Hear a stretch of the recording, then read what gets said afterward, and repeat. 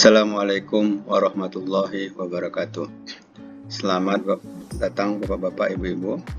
Di sini saya Muhammad Rifki Santoso.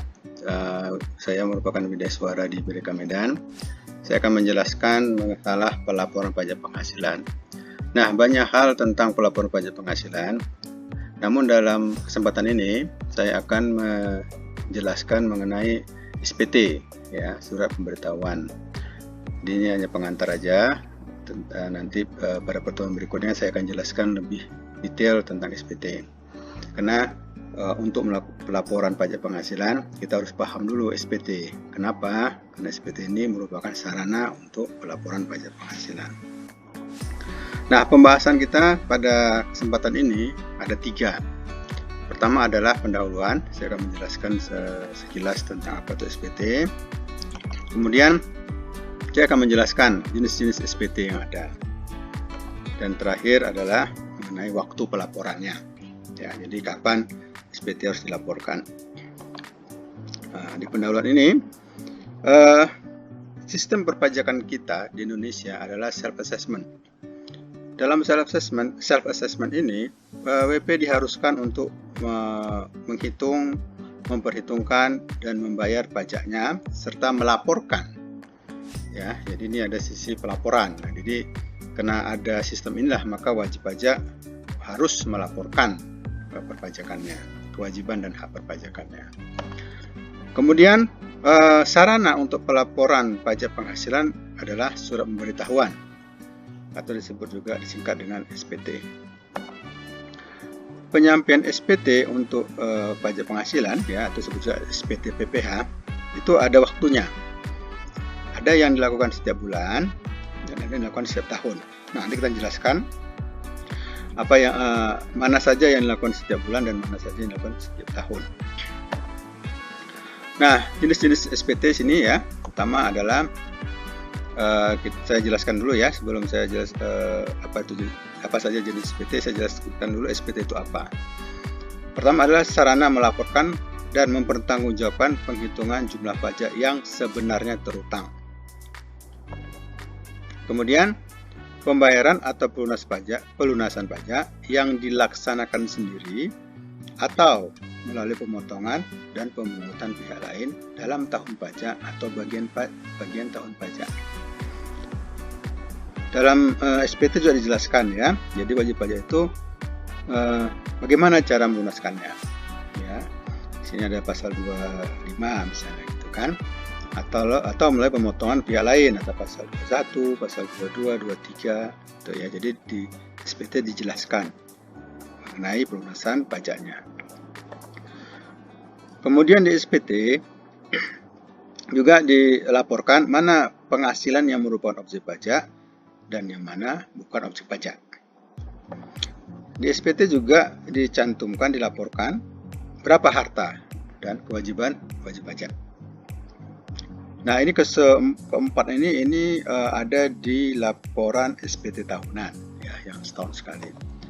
Nah, kemudian ada satu lagi pengertian tentang SPT, itu pembayaran dari pemotongan atau pemungutan. Tentang pemotongan atau pemungutan pajak orang pribadi atau badan lain dalam satu masa pajak yang ditentukan peraturan perpajakan. Yang terakhir ini merupakan bagian dari SPT masa atau dilaporkan tiap bulanan. Jadi bagian di SPT masa itu adalah salah satu diantaranya adalah pasal 21 misalnya. Pasal 21 itu adalah pemotongan penghasilan karena pemberian penghasilan kepada orang pribadi. Jadi pemberi kerja, misalnya perusahaan, badan, memberi gaji kepada karyawannya, nah dipotonglah PPh pasal 21 namanya, pajaknya atas gaji tersebut. Nah, kemudian pajak yang dipotong tersebut disetorkan ke kas negara. Nah, atas penyetoran PPh pasal 21 tadi, maka dilaporkan oleh perusahaan melalui SPT masa PPh pasal 21. Nah, di sini dilaporkan adalah pembayarannya, ya. Telah dipotong nih pasal 21, nah, maka dibayar berapa? Dilaporkan, gitu. Nah, jadi pengertian SPT ini bisa untuk SPT tahunan dan bisa SPT masa. Nah, SPT masa ini dilaporkan setiap bulan atau masa tertentu, ya. Jadi biasanya sebulan atau masa tertentu, biasanya tergantung jenis pajaknya. SPT masa PPH ya merupakan hasil pemotongan dan pemungutan pajak. Jadi ada yang tadi ya seperti contoh pasal 1 tadi. Jadi pemotong pajak atau pemungut pajak memotong pajak pihak lain, kemudian disetor ke negara dan dilaporkan setiap bulan. Nah, itu ada beberapa ya. Misalnya pasal 21. PP pasal 21 atas pemotongan penghasilan dari pajak penghasilan dari penerima penghasilan. Jadi pemberi kerja memberi penghasilan kepada pemberi jasa, kemudian dipotong PPh pasal 21. Kalau pasal 22 itu adalah atas penyerahan barang. Misalnya bendahara pemerintah menerima barang dari klien ya, jadi pemasok. Kemudian dibayarlah harga barang tersebut ke pemasok.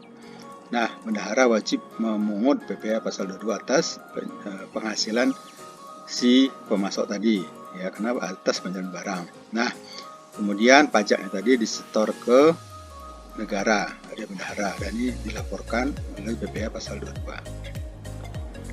Kemudian PPh pasal 23 ini atas penyerahan jasa dan penghasilan dari modal. Jadi pemberi penghasilan memotong PPh-nya. Ya, kemudian store dan laporkan ke kantor pajak di mana wajib pajak terdaftar. PPh pasal 26 adalah atas pemotongan pajak penghasilan yang diterima oleh subjek pajak luar negeri, kemudian oleh pemotong dilaporkan. Pertama dibayar dulu ya ke kas negara pajaknya, kemudian dilaporkan ke kantor pajak.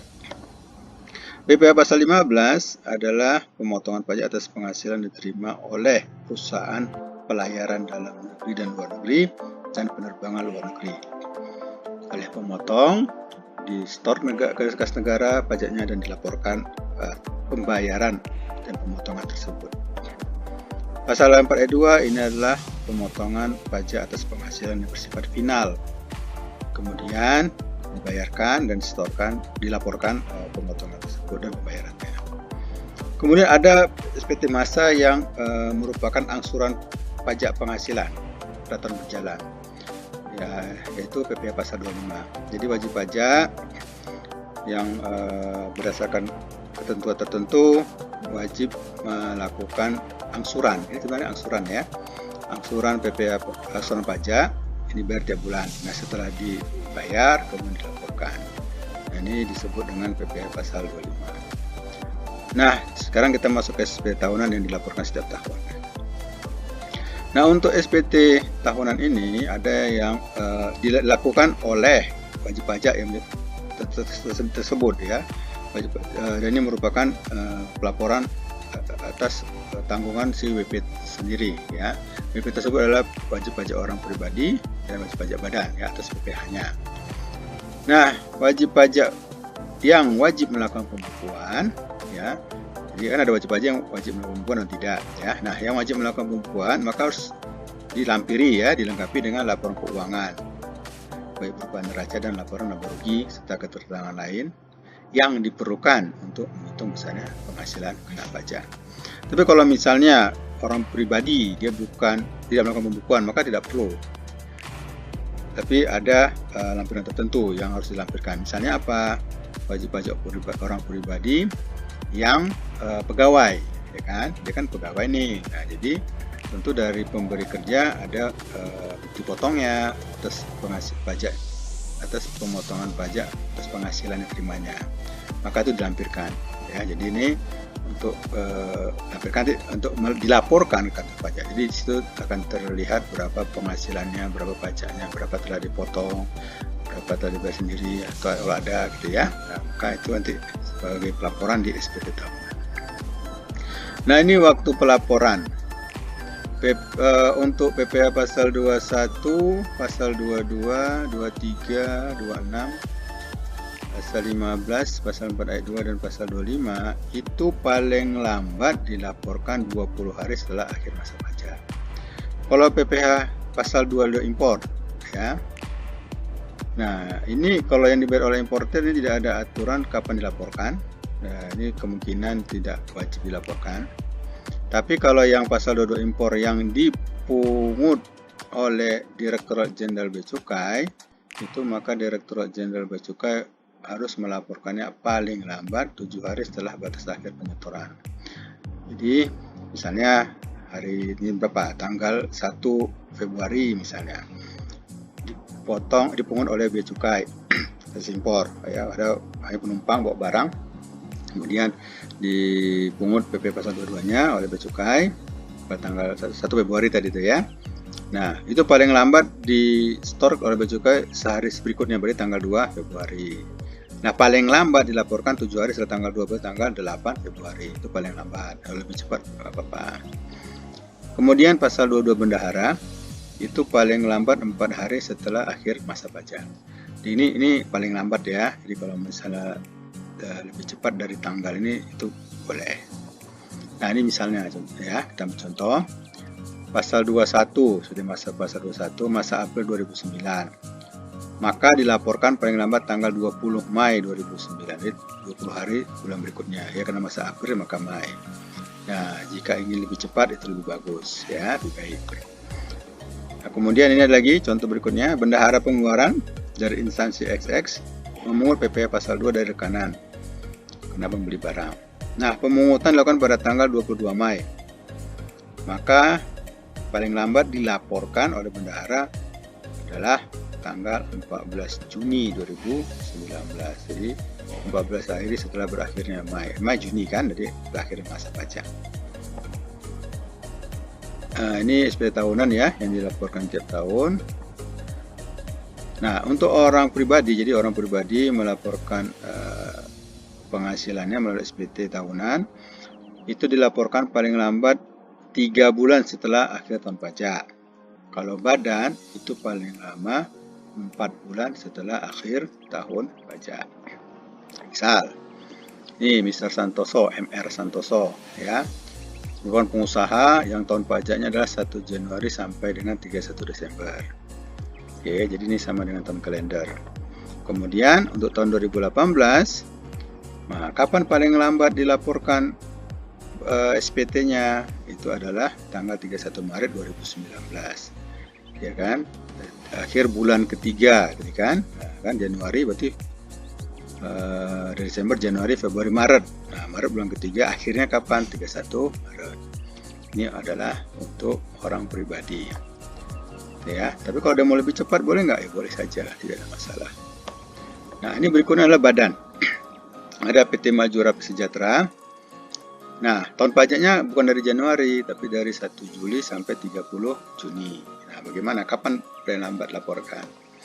Nah, misalnya tahun pajak 2018 dimulai 1 Juli 2018 sampai dengan 30 Juni 2019. Kapan dia paling lambat? Paling lambat adalah 4 bulan setelah akhir tahun pajak. Misalnya Juni. Bulan keempat apa? Berarti Juni, Juli, Agustus, September, Oktober. Nah, di Oktober paling lambat. Tanggal berapa? Oktober 31. Berarti paling lambat 31 Oktober 2019. Nah, kalau dia ingin lebih cepat boleh nggak? Ya boleh, ya lebih baik.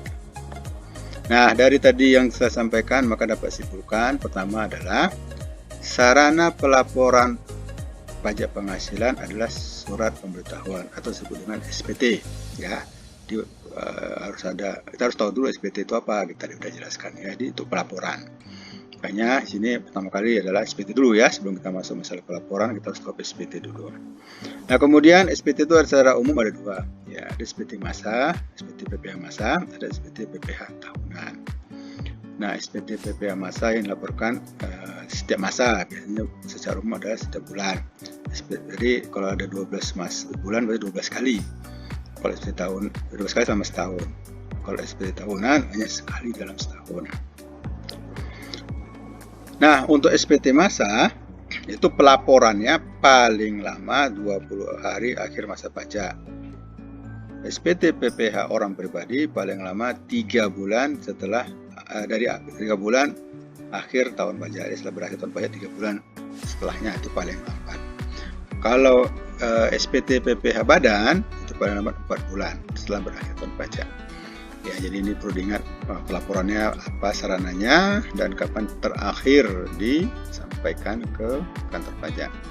Terima kasih, mudah-mudahan apa yang saya sampaikan hari ini bisa bermanfaat dan bisa menambah pengetahuan kita bersama. Assalamualaikum warahmatullahi wabarakatuh.